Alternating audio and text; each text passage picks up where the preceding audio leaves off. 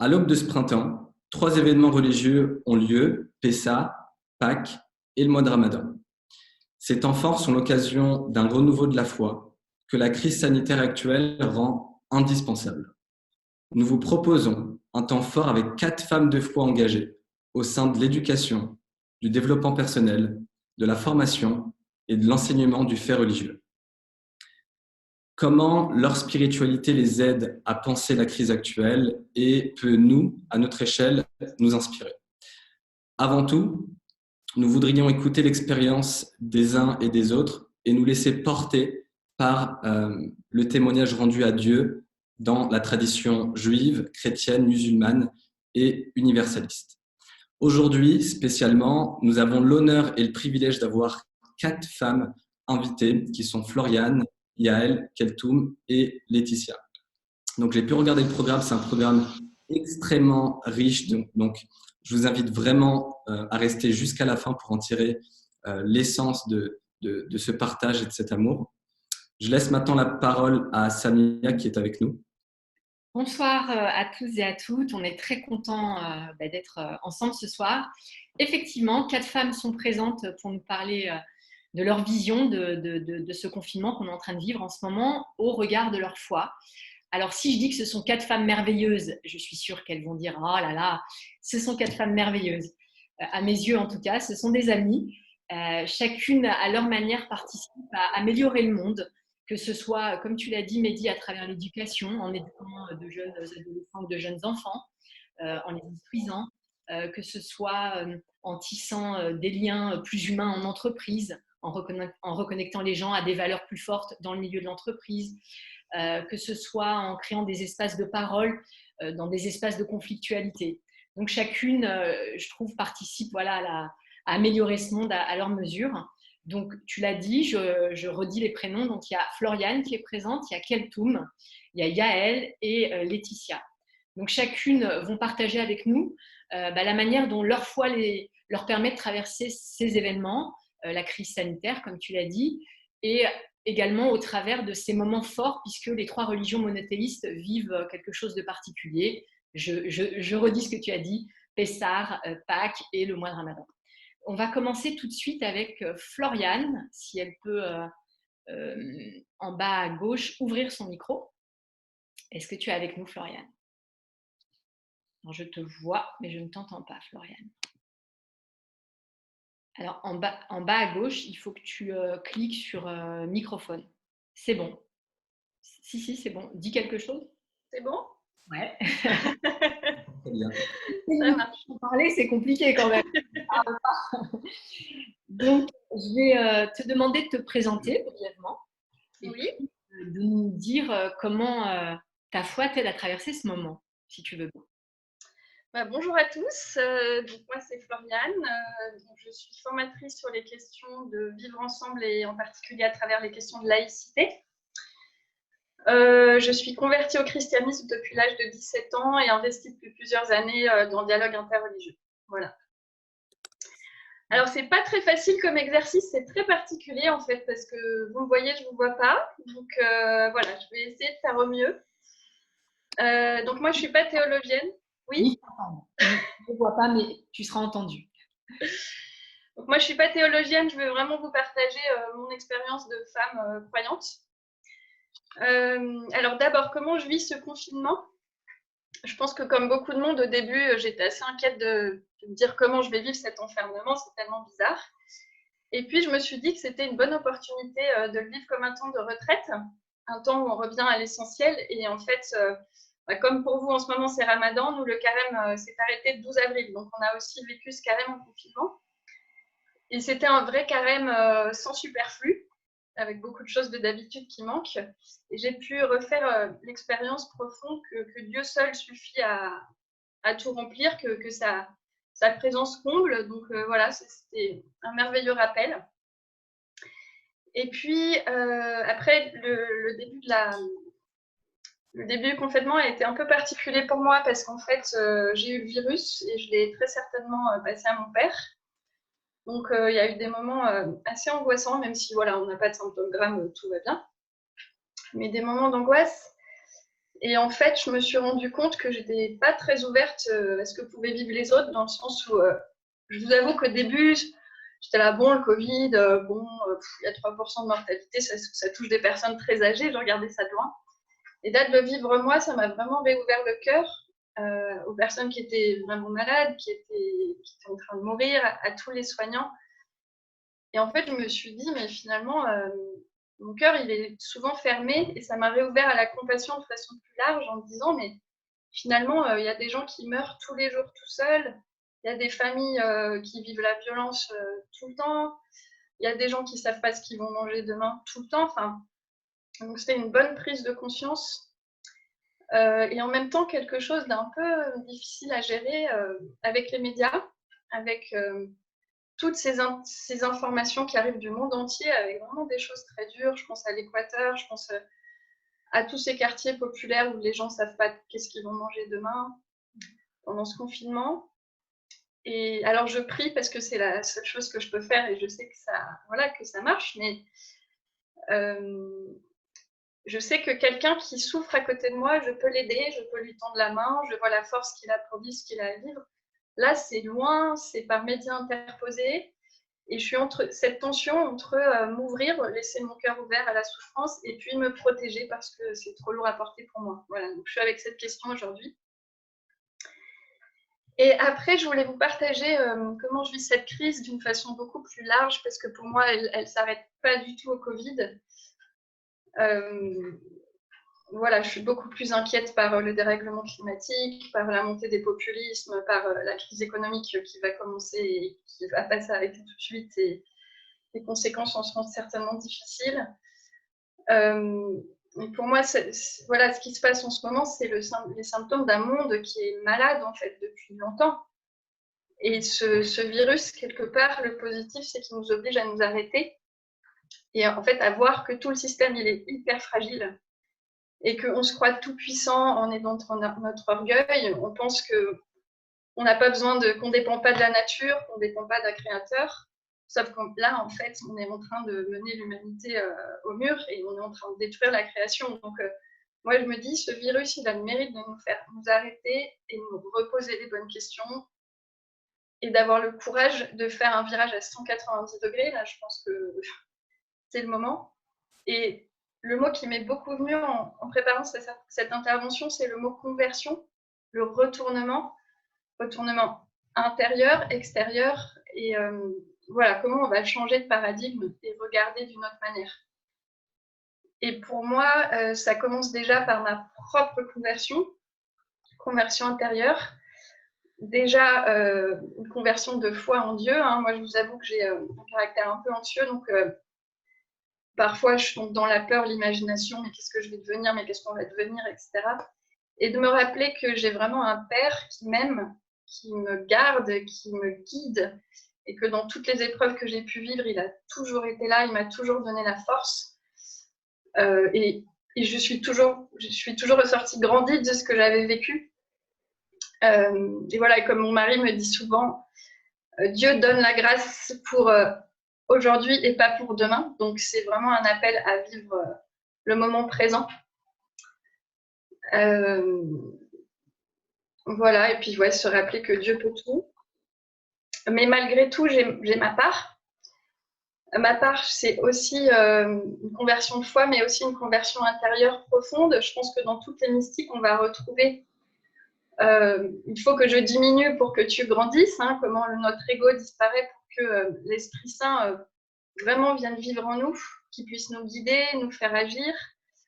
Et moi, je sais que c'est vraiment dans la fragilité, quand je suis dans la fragilité, que j'arrive à lâcher prise et à lâcher le contrôle et à le laisser vivre en moi. Donc là, c'est aussi une bonne opportunité de vivre ça. Et j'aime beaucoup cette phrase de Saint Paul qui dit « Ma grâce te suffit, car ma puissance s'accomplit dans ta faiblesse ». Et j'ai fait l'expérience à plusieurs reprises que les projets que j'avais pu monter, qui étaient inspirés par l'Esprit Saint, qui étaient portés par l'Esprit Saint, vous savez, ces moments où tout est donné, tout coule tout seul, c'est juste, c'est bon. Ils avaient beaucoup plus de fruits que les projets que moi-même j'avais imaginés et que j'avais portés avec mes petits bras, quoi. Donc ça, c'est vraiment un signe d'espérance aussi pour moi, de se laisser habiter par Dieu. Et puis, ma part, elle est aussi dans le combat spirituel, que cette société d'orgueil, de possession, de domination, ben, c'est des choses que moi, j'ai en moi. Voilà, l'indifférence à l'autre, la jalousie, la domination, tout ça. Donc, c'est comment je défriche mon propre jardin intérieur. Je pense qu'il faut vraiment commencer par là. Et les chrétiens, on va dire comment mon cœur de pierre se change en cœur de chair. Enfin, voilà, je pense que si tous les cœurs se changeaient, ça serait merveilleux. Et moi, mon plus grand combat en ce moment, comme je disais tout à l'heure, c'est un combat par rapport à la peur. Et je me rends compte à quel point la peur est nocive, qu'elle me paralyse, qu'elle me prive de mes meilleures forces. Et en fait, je m'appuie beaucoup sur l'expérience de Etty Ilezoum, qui était une juive qui a vécu la Shoah, qui a laissé des écrits et qui l'a vécu avec une résilience extraordinaire, et qui dit notamment la représentation de la souffrance est pire que la souffrance. La souffrance, on la prend sur nos épaules, on l'assume, on trouve la force en nous, on la traverse et on en sort grandi. Et moi, je crois, enfin pour moi en tout cas, le meilleur rempart à la peur, c'est l'amour. L'amour, la paix, la lumière, mais vraiment l'amour. Et j'essaye vraiment de rester connectée là, donc bien sûr par la prière qui me connecte à la source divine, et aussi par la méditation, par les lectures que je peux faire. Je fais très attention à ce que je lis et ce que je regarde. Et puis, bien sûr, les amis, ces personnes qui vivent là, qui sont connectées à cet endroit-là et qui m'aident à y rester. Et puis, pour finir, sur la peur, je dirais qu'on a peut-être une charité à se donner les uns les autres, de gérer nous-mêmes notre peur, en fait. Je ne veux pas la transmettre à d'autres, ou notre découragement ou autre chose. Et j'en reviens aux médias, de faire attention aussi à ce qu'on véhicule. Il y a des messages qui portent de la colère ou de la peur, et je ne suis pas sûre que ce soit vraiment nécessaire de les transmettre. Voilà, donc je parlais de conversion individuelle, mais qui n'ira pas sans une conversion collective, si on veut vraiment que les choses changent et que cette crise puisse servir à quelque chose. Moi, je prie beaucoup pour la conversion des âmes, pour que, voilà, quel que soit le chemin spirituel, et d'ailleurs, même pour des personnes non croyantes, de revenir dans son intériorité, de se reconnecter à la source. Et là, je pense qu'on pourrait être guidé vers des bonnes solutions. Et moi, je suis assez émerveillée de ce que je vois autour de moi, des initiatives, je sais pas, autour de l'agroécologie, autour des nouvelles formes de gouvernance, d'éducation, d'économie, tant de choses qui vont vraiment dans le bon sens. Et je crois, comme beaucoup le disent, je pense que, je ne sais pas ce qui va se passer, mais qu'on s'en sortira par la solidarité et le partage. Et je trouve que pour nous, chrétiens, c'est un vrai appel à vivre l'évangile de manière radicale, c'est-à-dire dans la simplicité de vie, dans le partage, le don de soi, donner de son essentiel à l'autre. Voilà, retrouver ce cœur de chair. Et ça, c'est aussi un super cadeau si on arrive à vivre comme ça. Donc voilà, je dirais que cette crise, elle peut être vraiment une belle opportunité pour qu'on apprenne à redescendre en nous, à trouver toute la force qui nous habite, et elle est grande, à redécouvrir aussi peut-être le sens de la vie, de vivre plus intensément, d'être plus dans la gratitude. Et comme le dit Etty Ilezoum, alors qu'elle est dans les camps de concentration, que la vie est merveilleuse et pleine de sens, en fait, où qu'on soit. Et j'aime beaucoup ce psaume qui dit quand ils traversent la vallée de la soif, ils la changent en source, des chemins s'ouvrent dans leur cœur. Et voilà, c'est ce que je nous souhaite à tous. Amen. Et je voudrais terminer en vous partageant comment j'ai vécu Pâques cette année. Donc en plein confinement, toute seule, sans communauté, sans liturgie. Et ça a été très fort en fait pour moi comme expérience de comprendre ce que c'est vraiment le repentir et le pardon. En fait, pour nous chrétiens, Jésus c'est Dieu fait homme, c'est Dieu qui s'est incarné dans la chair pour sauver l'humanité. Et qu'en fait, ce Jésus qui n'était qu'amour, qu'humilité, pauvreté, parfaite non-violence, qui nous proposait son amitié, eh ben, on l'a trahi, torturé et crucifié, on a tué Dieu. Et en fait, on est en train de faire pareil avec la création qui nous a toujours tout donné de façon gratuite. Et on est en train aussi de la tuer. Donc c'est juste mais vertigineux d'imaginer ça. et de me redire à quel point la miséricorde de Dieu est autant plus grande pour nous pardonner ça, et à quel point pour nous, son amour pour nous est immense, et que, comme le Père avec le Fils prodigue, il attend qu'on revienne à lui. De tout son cœur, il nous attend, et voilà, je souhaite vraiment que cette crise puisse participer à ce retour à Dieu. Voilà. Merci de votre écoute. Merci beaucoup, Floriane. Tes propos réchauffent mon cœur. J'ai pris quelques petites notes quand tu parles de la peur, quand tu parles du cœur de pierre en cœur de chair, c'est quelque chose qui m'interpelle. Quand tu dis que la représentation de la souffrance, c'est pire que la souffrance. Et notre responsabilité dans ce qu'on transmet aux autres, quand on transmet la peur à travers WhatsApp et petits groupes, on a une responsabilité. Donc, merci de nous rappeler tout ça. Merci infiniment. Alors, pour les personnes qui ont des questions, n'hésitez pas à les poser sur le chat. À la fin de la prise de parole de nos 4 intervenantes, on posera leurs questions, vos questions. Par contre, essayez de me préciser pour qui vous destinez la question. Ce serait peut-être plus simple. Ça peut être général, mais ça peut être pour Floriane ou pour Yael ou pour Keltoum, etc. ou pour Laetitia. Alors, Keltoum, maintenant, je vais te demander également, en bas à gauche, de décocher ton micro. Voilà. Bonjour à tout le monde. Et je vais te demander, cher Keltoum, de te présenter. Alors, juste avant que tu te présentes, Keltoum m'a dit, je lui ai dit, alors qu'est-ce que je dis pour te présenter? Elle m'a dit, tu dis que je suis une conteuse d'histoires à dormir debout. Je te laisse prendre la suite de la Non, je vais essayer d'être un petit peu plus sobre là. Je suis très heureuse d'être là et bonjour à tout le monde, salam alaikum, que la paix soit sur vous.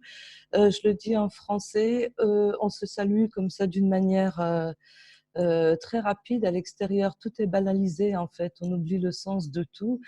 Quand je salue quelqu'un à l'extérieur, c'est bonjour, ça va, la bise, tout ça, c'est terminé avec les masques, avec la distance.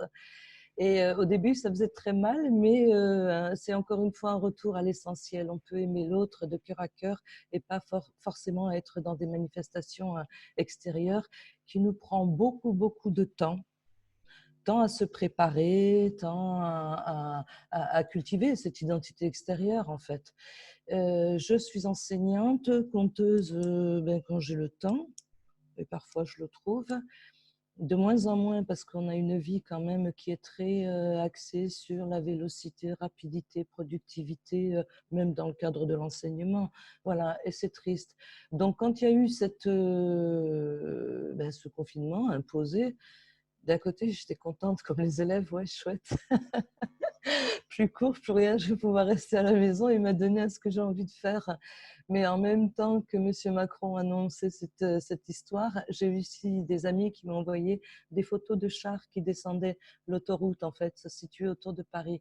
Et là, j'ai eu un petit pincement de cœur et j'ai pensé à la caverne, la sourate El Kaf, qui est une sourate du Coran, la 18, qui est une sourate que j'aime beaucoup, en fait. Ça a été une des premières que j'ai lu quand j'ai découvert l'islam, parce que j'ai beau être de religion et de culture, je dirais de religion plutôt parce que culture, ça veut rien dire du tout, musulmane, j'ai appris autrement l'islam, j'ai appris l'islam de l'intérieur et ça c'est extraordinaire. Je suis dans une voie soufie, donc dans le tawakkul, donc j'ai appris à regarder, je regardais toujours comme ça en fait, et aujourd'hui ça se voit peut-être d'une manière un peu plus voilà, le regard il est plus dirigé, mais on apprend à regarder les choses de l'intérieur, on apprend à saisir les choses de l'intérieur. Et puis pour moi, dans des moments comme ça de grande confusion, alors est-ce que c'est le Covid-19? Bon, j'y croyais pas trop, mais en même temps, voilà, je suis un petit peu rebelle et provocatrice, mais bon là, j'ai pris le temps quand même de me poser au fin fond de la caverne et j'ai pensé tout de suite aux 7 dormants, ces 7 chrétiens qui, qui ont dû quitter et vivaient dans un empire, en fait, chez un roi romain, décès aux 200 ans, je crois, après Jésus-Christ. Et l'empereur, il voulait qu'ils quittent leur foi, en fait, qu'ils quittent leur religion pour adopter la sienne.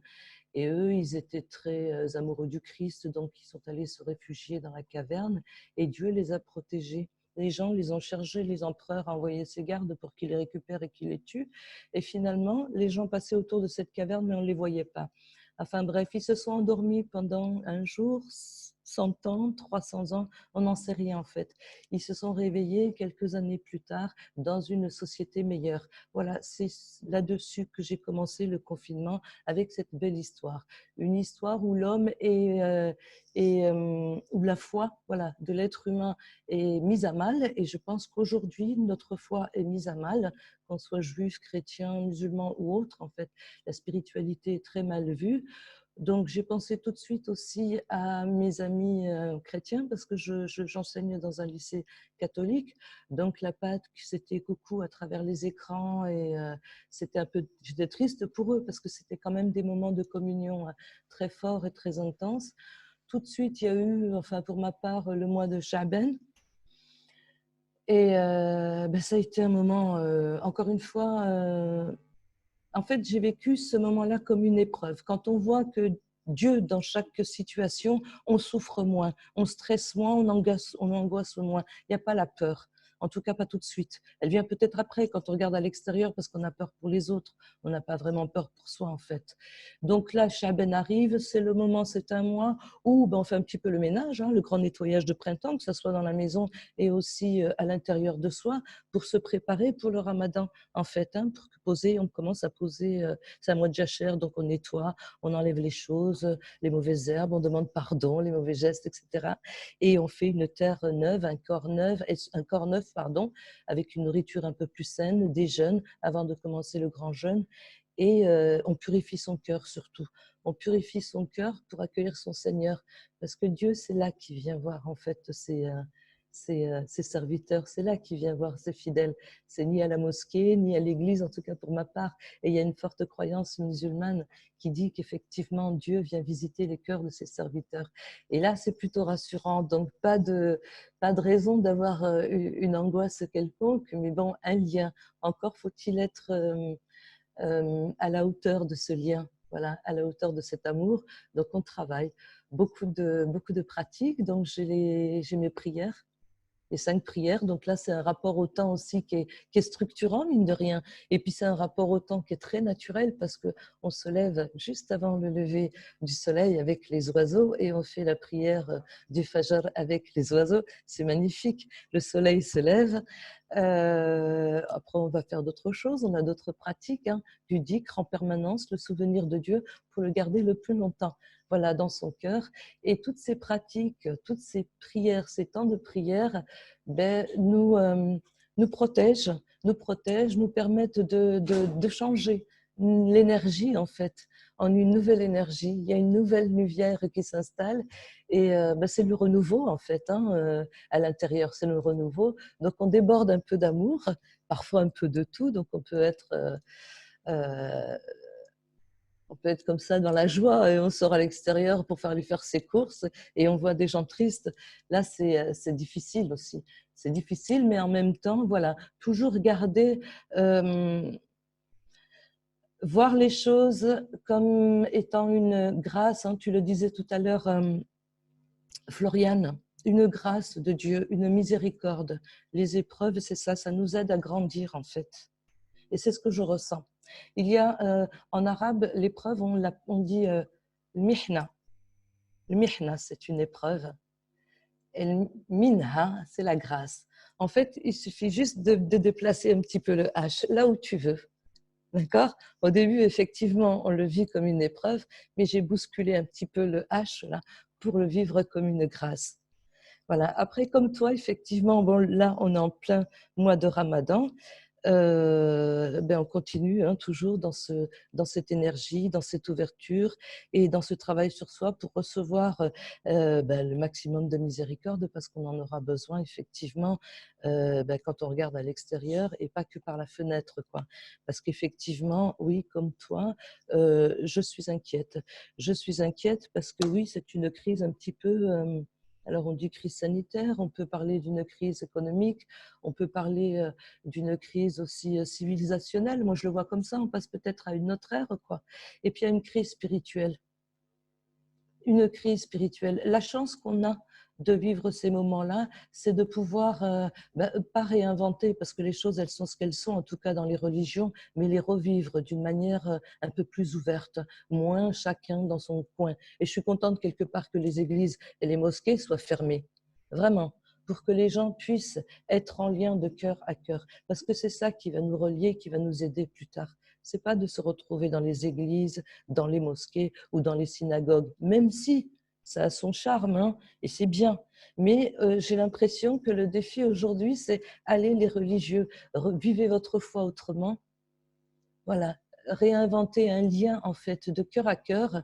Et ça, je pense que c'est important. En tout cas, c'est ce que je vis là. Hein. C'est vraiment le travail sur le cœur, sur le cœur, sur le cœur. Et s'il n'y a pas de soirée à la mosquée, c'est pas grave. Pour moi, ça paraît. Oui, au début, je me disais, ah mais oui, mais comment on va faire?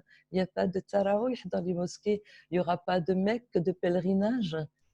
Mais le pèlerinage, il est là. Tout se fait dans le cœur, en fait. La rencontre avec Dieu, elle se fait dans le cœur. C'est le plus beau temple, en fait, notre cœur. Donc, travaillons à le purifier. Et puis, en même temps, c'est ce temple-là qui accueillera aussi la souffrance des autres, en toute modestie, hein, la souffrance des autres, et puis un regard miséricordieux et compatissant aussi vers ceux qui vivent à l'extérieur des moments difficiles. Et ça commence déjà. Ça commence déjà. Poser une petite question qu'elle touche. Dis-moi. Il y a deux questions. Tu as dit des mots tout à l'heure que peut-être certaines personnes ne savent pas. Tu as parlé de tawakul tout à l'heure. Je pouvais l'expliquer. Alors, oui. Je pose les deux d'un coup. Et la deuxième, c'est il y a Judith qui te demande qu'est-ce que tu entends par apprendre de l'intérieur. Alors, le tawakkul, en fait, c'est la remise confiante en Dieu. Ça veut dire que quoi qu'il arrive, si on croit au destin, que les choses, elles sont déjà écrites depuis très longtemps. Nous, ce qu'on fait, comme Diogène, en fait, on a notre petite lanterne, d'accord, qui est notre foi. Et puis, de temps en temps, ou notre cœur, on peut le voir comme ça, qui est notre foi. Et on arrive, tant qu'on est relié à Dieu, on reconnaît par les signes. On reconnaît par des signes. Et il y a un verset que je vais vous lire d'ailleurs. Nous leur montrerons nos signes dans l'univers et en eux-mêmes jusqu'à ce qu'ils voient que Dieu est le réel. Voilà, c'est voir la réalité des choses, l'essence des choses. Parce que souvent, tu parlais tout à l'heure de l'ego, Floriane. Oui, notre ego, mais c'est la commedia dell'arte. C'est la commedia dell'arte, c'est des filtres, c'est 1001 filtres à travers lesquels on voit le monde. Mais tout ça, c'est des leurres en fait. On se trompe et on trompe les autres. Voir les autres avec le cœur, sans filtre, c'est ça en fait qu'il faut qu'on apprenne à faire. Et le tawakkul, donc cette remise confiante en Dieu, elle ne s'acquiert pas comme ça, elle s'acquiert par le travail, par la pratique en fait. Le travail sur soi et la pratique. Les 5 piliers de l'islam et en plus de ça, des invocations, des retraites, des rencontres, etc. avec d'autres gens. On travaille sur soi. Ensuite, la deuxième question, tu m'avais dit que c'était sur… Apprendre de l'intérieur, c'est une phrase que tu as dite. Qu'est-ce que tu entendais par ça? Est-ce que tu peux nous en dire plus? Alors, apprendre de l'intérieur. Encore une fois, il n'y a pas de hasard. Si tout de suite, mon cœur s'est orienté vers la sourate El-Kaf, c'est parce que c'est une sourate qui est, en tout cas dans la spiritualité musulmane, une sourate très, très importante parce qu'elle retrace justement le cheminement. Et il y a plein de petites histoires. À vous de voir, à vous de les lire avec un cœur ouvert. Il y en a une autre, celle qui nous permet d'apprendre de l'intérieur, c'est l'histoire de Moïse et de son serviteur qui rencontre Khidr. Khidr, c'est un être en fait immortel qui a bu à la source de la vie. Donc lui, il connaît toutes les choses, comme nous d'ailleurs, on connaît tout. On connaît tout, comme Adam, on connaît tout. Seulement voilà, on a oublié.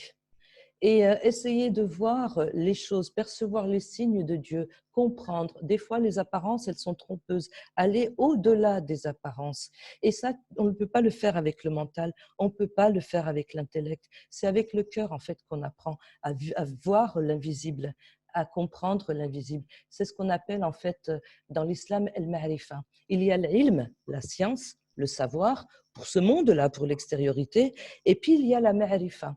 La ma'rifa, c'est la connaissance intuitive, c'est une intelligence intuitive des choses. Je sais avant de savoir.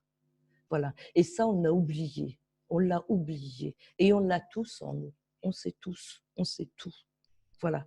Et là, on se perd, on essaye dans les voiles, à essayer de comprendre qu'est-ce qui se passe, parce qu'on utilise beaucoup notre intellect, pardon, mais pas notre cœur. L'organe du savoir dans l'islam, c'est le cœur, hein, c'est pas le cerveau. J'espère que j'ai répondu à la question. Après, ça reste quelque chose de pratique, en fait, hein. C'est une expérience. Donc, c'est toujours très compliqué d'en parler. C'est quelque chose qu'il faut vivre. Il faut pratiquer pour le savoir. Et de temps en temps, ben, il y a cette intuition, il y a l'intelligence intuitive qui se met en marche et on sent fortement les choses, quoi. Alors, Keltoum, tu m'avais parlé, il te reste quelques minutes pour Oui. intervenir. Quand on avait échangé ensemble, tu avais parlé d'être rempli de Dieu. Est-ce que tu peux me dire ce que tu voulais? En fait, quand je dis rempli de Dieu, encore une fois, c'est ce travail qu'on fait sur le corps, c'est cette distance à soi, hein. On rentre en soi, on retourne à l'être. En fait, en repartant depuis le départ, on est constitué, on a une double nature en fait, hein. Comme Jésus-Christ, sans vouloir t'offenser, Floriane, pas du tout. C'est une perception des choses. Voilà, on a une double nature. On a cette nature corporelle, hein, homme de terre à terre, etc.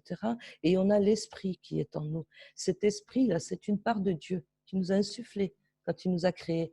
Cet esprit-là, il faut l'amplifier. Il s'amplifie par la parole, par la prière, par la lecture du Coran, parce que ça vivifie en fait cette parole. Encore une fois, cette parole, elle est en nous. On ne fait que la vivifier dans nos actes, dans nos pratiques, dans nos invocations. Voilà. Et plus on le fait, plus on est empli de cette énergie divine, plus on est empli de cette lumière divine, plus notre cœur est plein. Et cette lumière, en fait, elle se traduit dans mon rapport à l'autre par la miséricorde. Par la miséricorde. Et quand je dis travaillons sur nous, et c'est pour ça que j'étais contente, encore une fois, c'est une grâce, cette retraite, même si ils ont peut-être d'autres plans pour nous ailleurs, à l'extérieur, mais pour nous, religieux, c'est une aubaine extraordinaire parce qu'on va pouvoir voilà, remplir son cœur, et puis pouvoir donner, voilà, aider, pas rester comme ça, les bras croisés et être dans le non-sens spirituellement. Voilà, je trouve que c'est une grâce que nous fait Dieu, c'est un beau cadeau et à nous d'être à la hauteur. À nous d'être à la hauteur. Merci beaucoup, Keltoum. Merci à vous. Tu as dit beaucoup de choses comme Floriane, et moi j'ai retenu deux choses. C'est ce H que tu as déplacé qui fait passer de l'épreuve à la grâce. Je trouve ça assez extraordinaire. Et je trouve intéressant aussi l'idée qu'on est tous en état de retraite spirituelle en fait. Et je trouve ça extrêmement intéressant. Et soyons de miséricorde pour les mondes.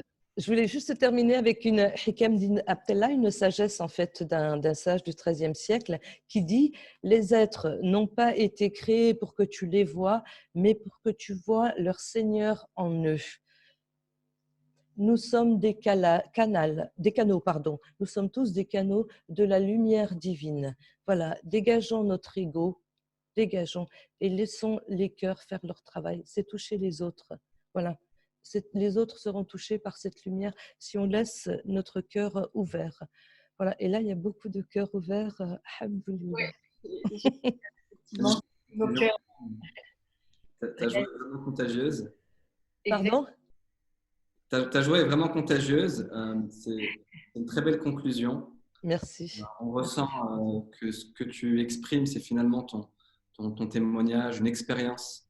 Donc, encore une fois, merci beaucoup. Merci à vous. N'hésitez pas à mettre vos questions dans le chat. S'il y a des questions en précisant l'orateur. On va passer à Yael maintenant. Alors, Yael, ton micro en bas à gauche, tu peux le réactiver. Alors, est-ce que je te vois? Est-ce que je t'entends, Yael? Oui, je te vois. Et tu peux nous dire quelque chose? Oui. Oui, ben on t'entend. Très bien. Alors, Yael, je suis très contente que tu sois parmi nous également ce soir. Je vais te demander de te présenter et de nous dire, pour toi, cette période, elle t'évoque quoi? Quelle question elle réveille en toi, cette période? Merci Samia, merci Mehdi aussi, merci à ces dames. Merci pour cette rencontre. Cette époque, elle est pour moi une époque de questionnement d'abord. Questionnement parce que c'est vrai que quand moi j'ai commencé par lire les journaux, entendre un peu les nouvelles, j'ai rien compris, j'avais une chose et le contraire et j'étais assez perdue. Et pendant tout un temps, j'ai essayé de m'accrocher pour essayer de faire du sens à tout ça. Et après, je me suis dit, mais non, c'est peut-être le moment de saisir cette vague du questionnement encore plus que d'habitude, de juste accepter de ne pas savoir. Et c'est vrai que ce que j'apprécie beaucoup dans le judaïsme, je ne me suis pas présentée, mais je suis juive, israélienne, française, etc. Mais ce qui me parle beaucoup dans le judaïsme, c'est vraiment de pouvoir poser une question et de laisser l'espace que la question ouvre et ne pas essayer de la combler par une réponse rapidement. Et donc aujourd'hui, j'ai l'impression que c'est un temps, en tout cas pour moi, ce qui m'aide beaucoup, c'est de vraiment rester dans cet espace-là du questionnement. Donc ça, c'est vraiment une des choses qui me suit pendant tout ce temps-là et qui me nourrit beaucoup. Et du coup, c'est vrai que d'entendre les questions, les remarques, les témoignages des uns et des unes des autres, c'est très enrichissant parce que ça épaissit et ça approfondit mes propres questionnements et regards.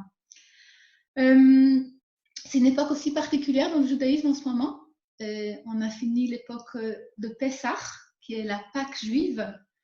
Et la Pâque juive, c'est un temps de célébration de la libération du peuple d'Israël d'Égypte, un peuple qui était un peuple d'esclaves en Égypte, les grandes pyramides, etc. C'était de cette époque-là, le récit raconte, et qui sont partis se libérant, voulant être libres. C'est vraiment une volonté du peuple d'être libre, accompagnée par Dieu.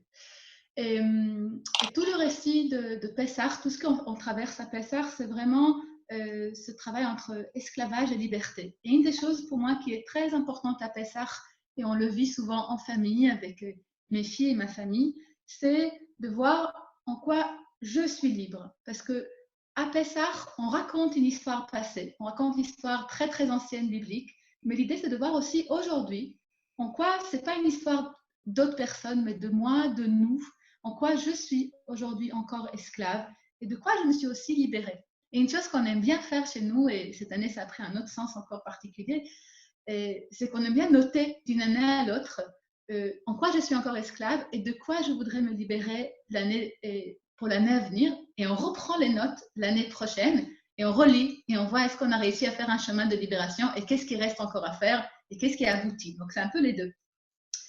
Et c'est vrai que cette année, du coup, c'était encore particulier parce que, étant confinée, du coup, pas beaucoup de liberté. Et c'était, du coup, chercher qu'est-ce que ça m'évoque, qu'est-ce que ça me fait de ne pas être dans cette liberté extérieure. Est-ce que je peux trouver, du coup, comme vous avez dit, Floriane et Kultum, quelque chose d'intérieur? Est-ce qu'il y a d'autres dimensions, du coup, que je peux creuser dans ce temps de Pessah particulier? Mais c'est aussi pour moi vraiment un temps d'humilité. Pour réaliser que j'ai en moi les deux dimensions, à la fois l'esclave, mais à la fois le libéré ou la libérée. Moi, comme tout le monde. Du coup, il n'y a pas des esclaves, il n'y a pas des libres, mais nous sommes tous en fait un mélange des deux. Ça, pour moi, c'est très précieux à Pessah. Il y a aussi une autre dimension à Pessah qui est très inspirante pour moi. Et ça, je m'inspire d'un enseignement d'un rabbin que j'apprécie qui s'appelle Hanan Schlesinger, qui est la dimension de l'étranger. Comment vous dire, dans la Bible. Dans la Bible, il est beaucoup dit au Deutéronome, à l'Exode, il est vraiment demandé d'aimer l'étranger chez soi, d'aimer l'étranger dans ta terre et de le comprendre. Et la parole qui est dite, c'est tu aimeras l'étranger, tu le comprendras parce que toi-même, tu étais un étranger. Toi-même, tu étais un étranger et un esclave dans la terre d'Égypte. Et donc, c'est une parole de même quand tu te sens chez toi, le roi, la reine, les plus forts, les plus beaux, les plus magnifiques, n'oublie pas que toi aussi, tu as été étranger à un moment donné. Et donc, du coup, de comprendre l'étranger, mais de l'intérieur, pas encore comme quelqu'un d'extérieur, mais de l'intérieur de ton propre histoire. Et pour moi, c'est très profond et très important parce que c'est d'une part, comme tu disais, Floriane, un travail individuel, mais aussi collectif. Individuel de moi-même, me rappeler que je suis quelque part partout étrangère, mais moi-même aussi me rappeler que s'il y a des étrangers autour de moi, de savoir les accueillir et aussi les considérer pas comme autres, mais comme moi-même, étrangère que je suis. mais aussi en collectif. Parfois, quand on est collectif, on se sent fort, on se dit on est chez nous, les autres on s'en fout. Et donc, non, comment je peux vraiment être de l'intérieur de moi comme un collectif en accueillant des collectifs? C'est vrai qu'une des choses qui me vient, c'est par exemple les migrants qui sont en ce moment un peu partout dans le monde, et j'imagine, c'est possible qu'il y aura de plus en plus qui vont circuler dans le monde. Donc, comment les migrants, c'est pas l'autre que je dois généreusement accueillir, mais c'est mon prochain, c'est mon frère, c'est moi-même que j'ai le devoir de laisser un espace parce que je suis lui, il est moi. Du coup, ça se positionne autrement. Voilà une autre dimension de Pessah pour moi qui est très précieuse par rapport à l'étranger. Un autre élément que je voulais partager avec vous qui m'inspire beaucoup dans ces temps-là que j'ai encore du mal à même nommer, je ne sais pas très bien ce qu'on est en train de vivre, peut-être on est encore très dedans, c'est quelque chose qui me vient du monde mystique. Effectivement, je suis aussi enseignante de la Kabbale, qui est une branche de la mystique juive, et c'est un courant qui m'habite depuis plus de 20 ans et qui me nourrit beaucoup et qui, voilà, quelque part, j'ai rencontré, je crois, un courant qui est vraiment très intimement nourrissant pour moi. Et ce qui est dit dans la mystique juive, dans la Kabbale, entre autres, parce que c'est un grand monde, donc juste comme ça, à goûter pour savourer un peu le goût, c'est qu'en fait, c'est comme un peu que tu disais, Keltoum, c'est que tout est lié à tout. On ne peut pas séparer les choses. Et on parle beaucoup dans le monde de la Kabbale de l'arbre de vie. Peut-être que vous avez entendu parler de ça, de l'arbre des séphirotes.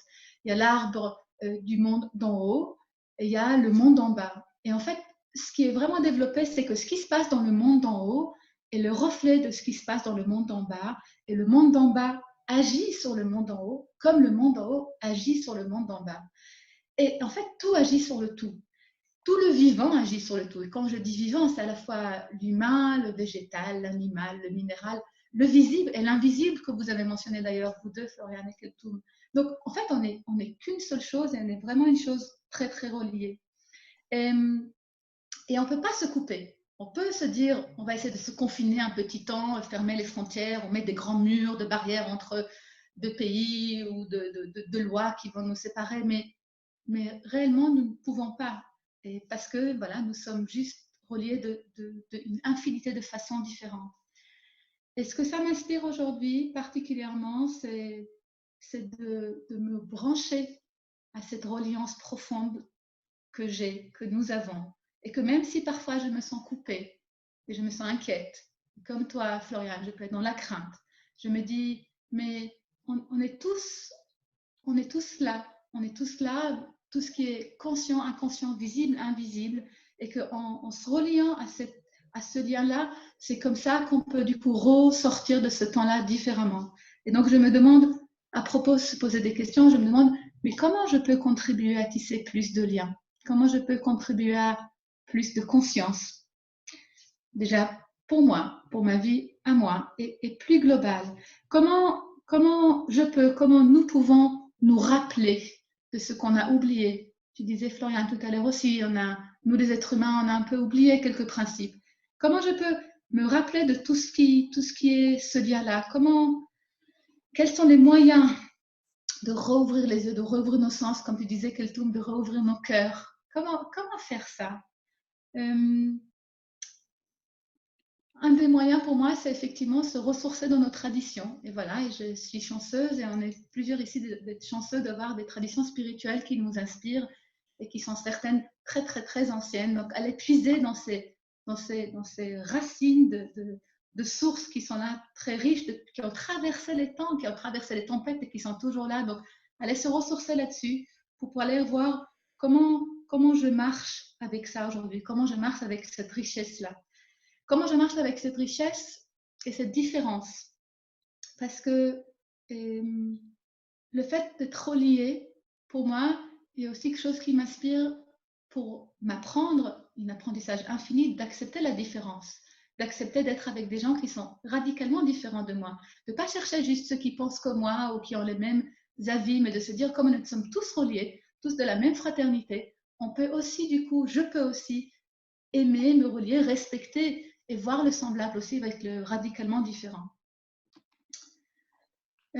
Et quand je me sens secouée ces jours-ci, parce que voilà, il y a des jours où je me sens vraiment avec grand nuage, avec ce qui se traverse aujourd'hui sur notre petite planète, je me dis, voilà, un nuage qui passe ici, il va peut-être éclairer une lumière ailleurs et que je dois m'inviter à accueillir ce nuage parce que c'est ça qui se passe là maintenant et que je ne sais pas ce que ça donnera demain.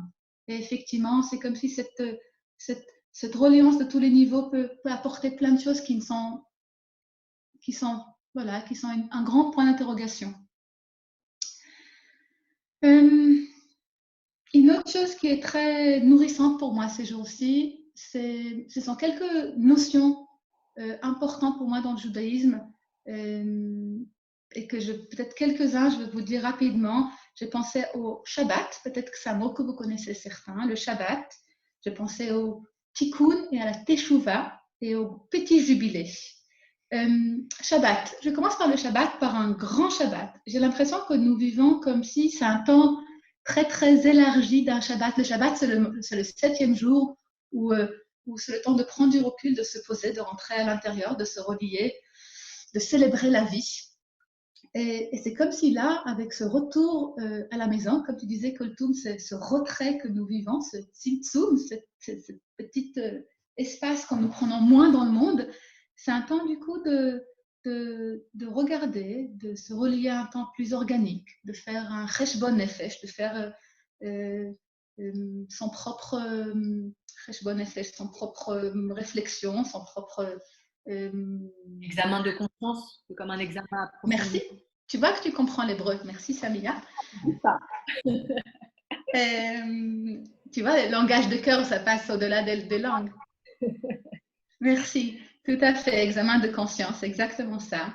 Et c'est un temps qui est comme un temps pour un temps de tikkun et teshuvah, pour un temps de réparation. Le tikkun, c'est la réparation, et la teshuvah, le retournement dont tu as parlé aussi, Florian, et toi aussi, Koltoum.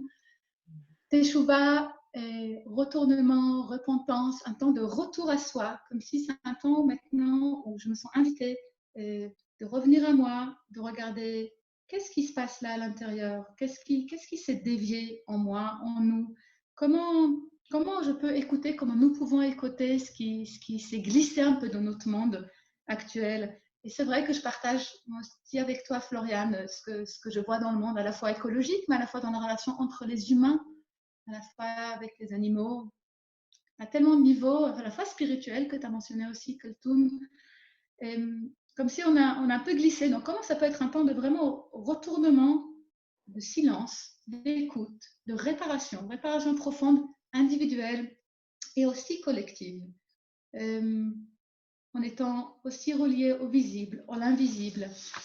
C'est un vrai long chemin. Donc, voilà, pour moi, c'est peut-être le petit jubilé. Je ne partage pas maintenant parce que je laisse la place pour le temps qu'il y aura après. Mais pour clôturer, ce que je veux dire, c'est vraiment la reliance, d'écouter le différent et le semblable à l'intérieur et à l'extérieur. Faire un travail profond dedans, dehors, s'engager, se questionner beaucoup, sans modération. Pas de limite. Vraiment, c'est ouvrir des espaces, c'est questionner seul et c'est questionner ensemble. Ça devient très joyeux de pouvoir se questionner ensemble et chercher ensemble. Chercher pas forcément pour trouver, mais chercher pour le plaisir d'être en chemin ensemble, pour s'égarer, pour trébucher, pour découvrir et pour se reperdre de là où on voulait aller. Merci infiniment, Yael. Ton propos me fait chaud au cœur, me fait réagir. J'aime beaucoup ton idée de la pédagogie de la question plus que de la pédagogie de la réponse. J'aime beaucoup quand tu parles de l'étranger. Je me dis que y a comment dire, dans ta réflexion, dans les éléments que tu amènes, un appel à la solidarité. Et sur la notion d'exil, ça me fait réagir aussi. Je me dis finalement, on est tous des exilés. Certains, on a l'impression que certains plus que d'autres, mais finalement, on n'est que de passage sur cette terre. Donc, il y a un exil. Donc, tu m'as nourri. Merci. Vous m'avez tout nourri. Merci infiniment. On va Merci. laisser la parole à Laetitia. Merci Yael. Merci Yael, et puis merci aussi à Samia, à Mehdi, à Gaël, à Floriane et à Kelton. Voilà, c'est un beau moment, et donc voilà, je tenais à vous remercier déjà pour commencer. Merci de te présenter à nous pour commencer, et puis nous dire comment toi tu vis, j'allais dire le déconfinement, non le confinement, pardon. Alors pour moi, le confinement, ce qui se passe en ce moment, l'humanité, la pandémie, pour moi, c'était quelque chose qui devait arriver. Voilà, moi, je savais qu'un jour, on allait être forcé à être à l'intérieur et pas à l'extérieur. Là, le confinement, il nous fait quoi? Il nous permet de voir qu'on était dans l'extérieur. Là, on sort de notre zone de confort. Le confort, il est à la maison, mais en ne pouvant plus aller dehors, du coup, on sort de notre zone de confort parce que on n'est plus dans notre extérieur. Donc, il faut aller retrouver quelque chose qui est à l'intérieur. Et donc, pour moi, ce confinement, c'est une bénédiction, même si je prie pour toutes les personnes qui, malheureusement, subissent le Covid. Mais l'humanité entière a besoin aujourd'hui, puis la Terre surtout, a besoin de ce confinement. Il est nécessaire pour que les gens ils voient ce qu'ils ont autour d'eux. Il y a les oiseaux qui chantent, on ne les entendait plus chanter depuis le ciel est bleu, on ne le voyait plus bleu depuis tellement longtemps. Il y a tellement de choses sous nos yeux qui font que moi, ça me redonne de l'énergie. Ma foi, vraiment, elle est nourrie par tout ce que je fais au quotidien et tout ce que je vois au quotidien. Donc pour moi, voilà, le confinement, c'est une possibilité d'évoluer pour l'humanité et pour que la Terre aussi puisse respirer, des animaux, tout ce qui est vivant dans le monde. Voilà. Après, c'est aussi une période de Pâques. Alors, moi, je suis universelle. J'étudie toutes les religions. Pour moi, toutes les religions sont parfaites. Voilà. C'est la foi qui compte. Maintenant, chacun trouve sa foi où il peut.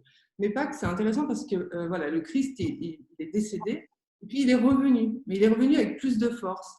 Et j'ai fait une transition sur le Christ, et nous aussi, on est enfermés, on ne peut plus bouger et on est obligé de mourir dans quelque chose qu'on connaissait et qu'on ne connaît plus pendant 2 mois. On est totalement, donc il faut se rouvrir à quelque chose de nouveau. Et j'espère que ça permettra à une grande partie de l'humanité à vraiment voir ce qu'ils ont autour d'eux au lieu d'aller le chercher dehors. Donc voilà, pour moi, vraiment, cette période, c'est le retour à soi. Donc après, c'est aussi une belle période pour travailler sa foi. Et souvent, on me dit, oui, Laetitia, tu as la foi, c'est bien, mais ta foi, comment tu l'as? Et le confinement, c'est parfait pour travailler sa foi parce qu'on a du temps. On n'a que ça à faire. Moi, je ne suis pas quelqu'un qui est né dans la religion. Voilà, je suis quelqu'un qui est né athée et qui a trouvé Dieu dans son cœur à la suite d'une maladie. Et voilà, et c'est venu à moi, et c'est venu à moi par des pratiques. Voilà, au début, j'ai lu des choses, j'ai commencé à lire, j'ai lu beaucoup. Puis après, on m'a dit respire, on m'a dit regarde, on m'a dit médite, on m'a dit fais du chapelet, on m'a dit chante, on m'a dit voilà. Je me suis nourrie de pratiques. Et en fait, ces pratiques, par la suite, j'ai découvert, j'étais magnétiseur, donc j'ai découvert l'énergie petit à petit. Et donc l'énergie, plus vous la nourrissez, donc plus vous pratiquez la gratitude, les prières, les mantras. Faut que chacun dans son confinement trouve sa possibilité, son envie, sa pratique qui va l'amener à élever son énergie. Plus vous élevez votre énergie, plus la foi, elle grandit en vous. En fait, c'est vraiment ça, moi, mon message, c'est que ce confinement, il peut vous permettre, à chacun, moi, il me le permet vraiment, de pouvoir augmenter son énergie et donc sa foi. Voilà. Et les pratiques, c'est des pratiques gratuites. Moi, souvent, voilà, les gens, moi, quand je coach, je dis, moi, je ne vous vends rien, je vous donne des listes de choses, allez chercher celles qui vous parlent, mais trouvez quelque chose qui vous parle, respirez, regardez un arbre, juste regardez-le, il vous envoie de l'énergie, et là, c'est Dieu, l'arbre, vous, c'est Dieu, le chat, c'est Dieu. Enfin, pour moi, tout est le divin, tout est le créateur, la conscience, enfin, tout le monde peut l'appeler comme il le souhaite, mais voilà, c'est le créateur, on est une partie, pour moi, une partie du créateur, et il faut se nourrir pour retourner à cet état de je ne sais pas comment l'exprimer, la foi, ça se vit, et des fois, c'est dur à transmettre, mais voilà, plus vous faites des choses pour vous, pour votre être, et plus vous allez être bien, en fait. C'est là qu'interviennent les peurs. Les gens, ils ont très, très peur dans cette période. Et donc, moi, on me dit, t'as pas peur pour ta fille, t'as pas peur. Et je dis, non, j'ai pas peur parce que j'ai la foi. Et donc, pour moi, la foi, il m'arrivera ce qui m'arrivera. Si je dois l'avoir, je l'aurai. Si je ne l'aurai pas, je ne l'aurai pas. Mais je ne me pose pas cette question, en fait. Pour moi, c'est nécessaire ce qui se passe parce que regardez, ça va peut-être mettre à mal le capitalisme, la surconsommation, ça va peut-être arriver à quelque chose où il y aura du respect de l'humain, il y aura de la solidarité. Voilà, faut le voir comme une chance. Et du coup, oui, il y a des gens qui vont décéder, mais après, on n'est pas tous faits pour rester toute la vie sur Terre. Je veux dire, on va tous décéder un jour, et voilà. Et après, il faut accepter le fait qu'il y ait des gens qui partent plus tôt que d'autres, même si c'est dur pour certains, je vous l'accorde. Mais voilà, essayez de regarder un petit peu plus loin que les morts du Covid-19, qu'ils soient en paix d'ailleurs. Mais voir plutôt qu'est-ce que ça va nous amener pour nous, et puis pour nos enfants, et puis pour la Terre, et puis pour l'humanité. Voilà. Moi, les peurs, je les balaye comme ça. T'as pas peur? Non, j'ai pas peur parce que je suis vivante, j'ai ma fille, je suis en bonne santé, j'ai à manger dans mon frigo, et puis demain il fait jour, et puis voilà. Non, j'ai pas peur parce que pour moi, Dieu, il a tout prévu et tout est parfait. Donc, voilà, ma peur, moi, elle est balayée, nettoyée. Et ça, c'est par les pratiques. Voilà, j'en reviens aux pratiques parce que les pratiques, vraiment, pour moi, c'est l'essentiel dans cette période. J'ai beaucoup plus de temps. Déjà que je pratique beaucoup en général, mais là, du coup, je suis restée à la maison, donc j'ai encore plus de temps, donc encore plus de pratiques et donc encore plus de foi. Donc vraiment, les pratiques, c'est ce qui permet pour moi l'humain de pouvoir évoluer dans ses peurs, dans sa vision de l'autre, dans sa vision de la terre, dans sa vision du vivant, et puis dans l'acceptation de ce qui nous entoure. Plus on élève nos énergies, plus on a la foi, plus on est ouvert, plus on est dans l'amour, et plus on prend les événements avec amour, avec il arrive ça, d'accord. Est-ce que je me le mets à l'intérieur et je tremble, ou est-ce que d'accord, c'est arrivé ça, je le mets de côté, j'en suis consciente, je prie pour tous ceux qui décèdent, pour tous ceux qui sont malades, pour ceux qui ont faim. Enfin, ça, c'est pour tous les événements, c'est pas que le confinement. Je veux dire, il y a des tonnes d'enfants qui meurent dans le monde chaque jour. Et c'est exactement pareil. Prions pour que cela s'arrête. N'ayons pas peur ou ne pleurons pas pour ces gens-là, mais prions parce que c'est ces énergies d'amour et de solidarité, de gratitude qui va faire que le monde y changera. Enfin, c'est ma philosophie, vraiment. Si vraiment on est tous à prier pour la paix, la paix, elle viendra. Si on est tous à pleurer pour les misères du monde, le monde ne changera pas parce qu'on baisse nos vibrations. Donc, c'est changer soi-même pour changer le monde, au lieu de vouloir changer le monde à longueur de temps. Son énergie, sa foi, c'est voilà, l'énergie, les pratiques, l'énergie, la foi, l'ouverture. C'est vraiment un processus. Ce que tu as dit, Laetitia. Donc, finalement, on peut voir surtout au début de cette période qu'il y avait tout un égrégore de peur qui se crée de par les médias, ce qu'on nous dit un petit peu. Est-ce que cette période-là ne serait pas finalement un appel à l'amour pour transcender cette peur et aller chercher en fait finalement en soi des ressources cachées qui ne sont pas visibles pour se connecter davantage à soi-même et à son créateur? Mais c'est totalement ça, parce que les pratiques en elles-mêmes, elles font quoi? Elles viennent nettoyer, que ce soit le dhikr, que ce soit la prière, que ce soit le chant, que ce soit viennent nettoyer ces couches de croyances, d'expériences qui se sont accumulées pendant toute notre vie. Bon, voilà, c'est comme ça, il fallait faire l'expérience aussi, mais il y a un moment, voilà, et je crois que ce moment, comme tu dis, il est là pour nous dire, c'est bon, vous avez assez, vous avez expérimenté, maintenant il faut revenir à quelque chose d'essentiel.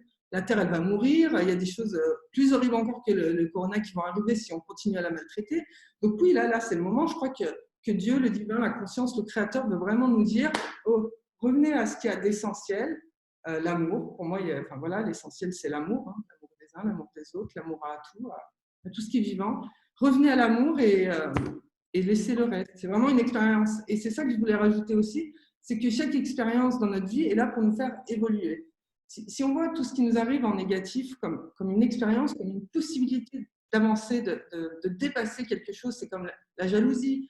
Par exemple, vous êtes jaloux, vous avez une expérience de jalousie qui vous tombe, au lieu d'en pleurer ou d'être triste, dites-vous, là, je suis jalouse, tiens, j'ai remarqué que j'étais jalouse, donc j'ai remarqué que j'ai la peur du corps vide, qu'est-ce que je peux faire pour ne plus avoir peur? Donc, mettre une pratique, ou une prière, ou lire des livres. Ça rejoint le côté thérapeutique dont parlait Yael de Pessard, de quels sont mes esclavages et comment m'en libérer en fait. C'est une autothérapie d'une certaine manière. Vous vous rejoignez sur ce point-là. Je te laisse peut-être terminer ton propos. Oui, c'était ça. Moi, je reprends vite fait mes notes. Mais ce que je voulais dire, c'est qu'aujourd'hui, la Terre, elle se repose. Vraiment, hier soir, à 1h du matin, avec mon compagnon, on est parti faire une balade à minuit. Il me dit, viens, on va marcher. C'était minuit et demi, j'habite à Aix-les-Bains et on commence à partir vers la forêt. Et on avait l'impression que c'était le jour d'après. Et je lui dis, regarde, on est dans le jour d'après. Vraiment, il n'y avait pas de voiture, il n'y avait rien. C'était vraiment… Mais c'est comme ça, moi. Il me dit, ça va, t'as pas peur? Parce qu'il faisait noir et tout. Je dis, non, justement, je suis heureuse là. Je suis heureuse parce que là, je peux entendre la vie, je peux entendre la nuit, je peux entendre… C'est peut-être bizarre d'entendre la nuit, mais c'est des énergies, tout ça. Et on peut les vivre.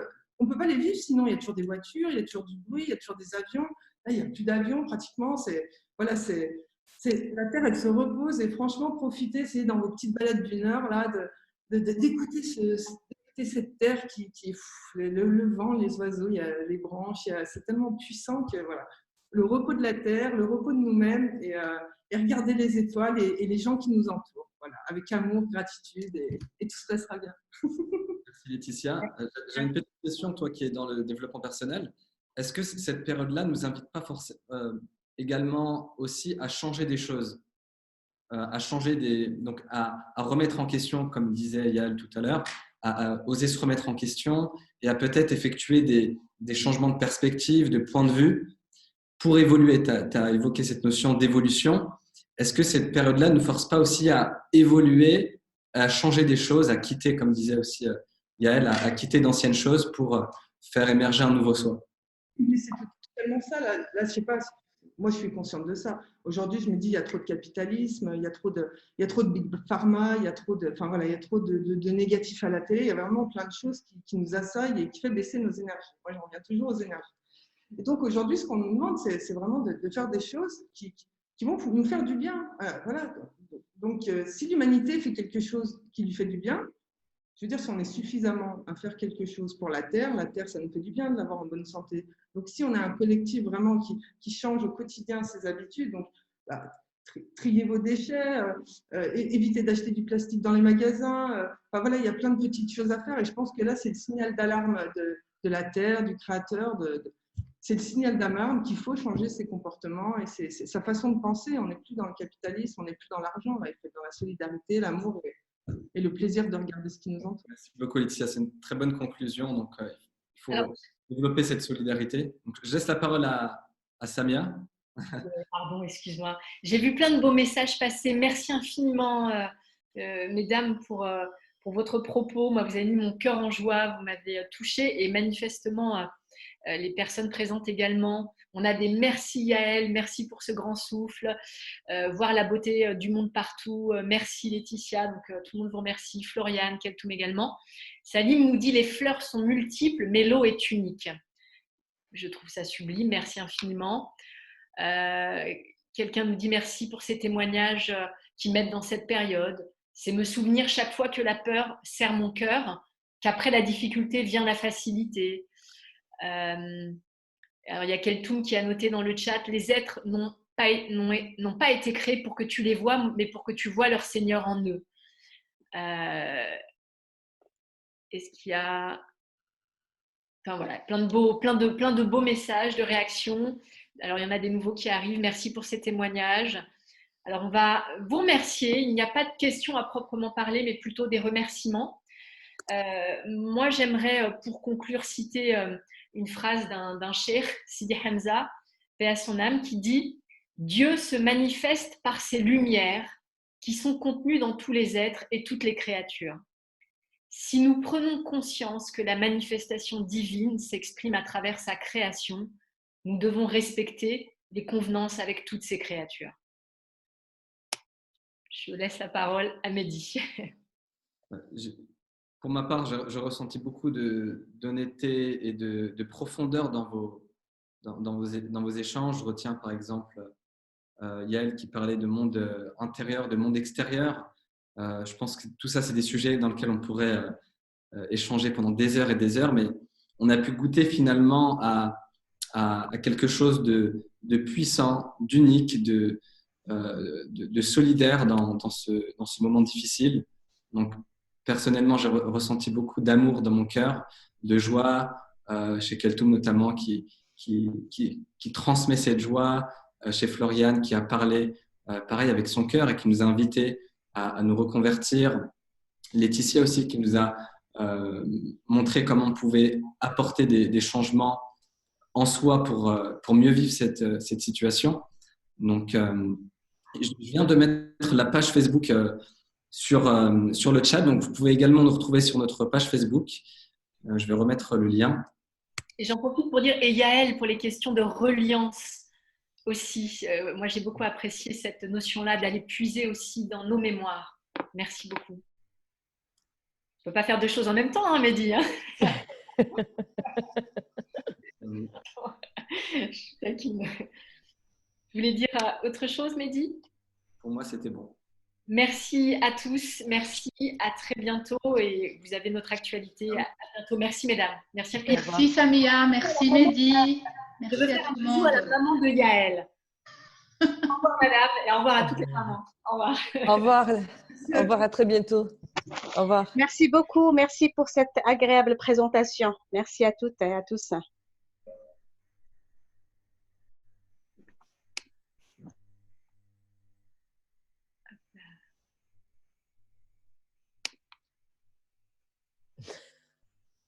Alors les filles, si vous faites, on s'appelle par téléphone. Là, on est encore, on est connectés.